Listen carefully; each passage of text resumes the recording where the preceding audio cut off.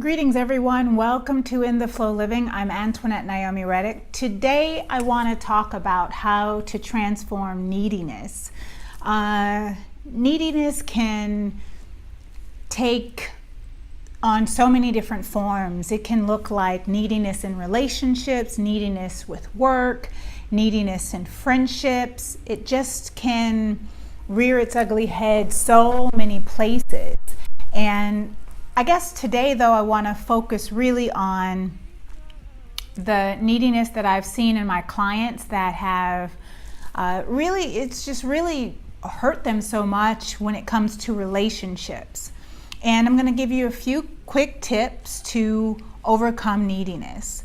One of the first things that is important to identify when you find yourself feeling desperate, feeling like you need someone else in order to be happy, in order to make your life complete, and you find yourself desperate and crying and upset and just needing the pain to go away, the first thing that I would invite you to do is I would invite for you to ask yourself, what is the wound here? What am I trying to fill up that this person is supposed to fulfill for me? Or what am I needing this person to fulfill for me that I believe they can only do, and my life can't go on without them? So then you want to just dig deep. You want to take an investigation and look into your childhood, look into your past, and see what is the wound here. Is it abandonment? And is it a feeling of being neglected, being rejected? And their rejection of you, or your needing their approval, is in a sense healing that past wound. What is the wound here? So that's the first question you want to ask yourself. And once you delve into that, you want to perhaps take a journal, write in your journal, and answer yourself that question. Answer that question for yourself. What is the wound here? What am I attempting to fill up within myself by using that external force or that person as the object of my desire to fulfill that wound? So that's the first thing. The second thing you want to do is really love yourself. Really say, my needing that person means that I believe that I'm missing something in my life. It means that I'm coming half full, not whole. I'm coming half full. So what do I see that person or that thing fulfilling for me, that if it's not a wound, filling up a wound, then what am I lacking? What am I feeling as if I'm lacking that that person outside of me can fill up for me? So you want to see, what are you lacking? You want to look at, what am I missing here? What do I believe is missing in my life? And only that person or that situation or that circumstance can make that my life whole and complete. And then once you've answered yourself that question, then you can say, how can I fill it for myself? How can I fill it for myself?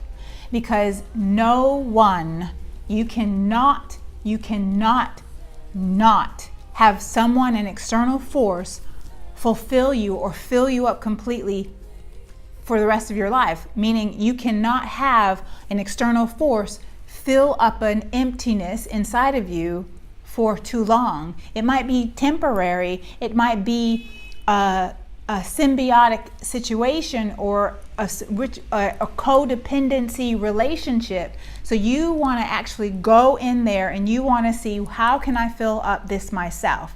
If it's relationship, if it has to do with money, and you are in an unhappy situation with work, and you're saying, I need this job in order to pay my bills and I can't quit even though I'm so unhappy, then you want to ask yourself, what am I believing that this job can only give me, that I'm saying that I can't get otherwise? Am I believing that I'm to this, I'm to that, I'm not enough, I can't go out and risk, and I can't replace this situation. So you want to actually eliminate all of the limiting beliefs that say, I can't because of this. And also, another thing I want to add to that is sometimes neediness looks like I need them because I want to get married, I want to have a baby, I want to have a family, and they tick off all of the boxes that my list has, and I need them because I don't fall in love easily enough, or I don't click with people that quickly, and everything is working out perfectly, but they're not ready. And that happens sometimes, and that could cause so much heartbreak because it's really coming from a place of scarcity, though. It's saying that it's taken me so long to find this person and I'll never find it in another partner.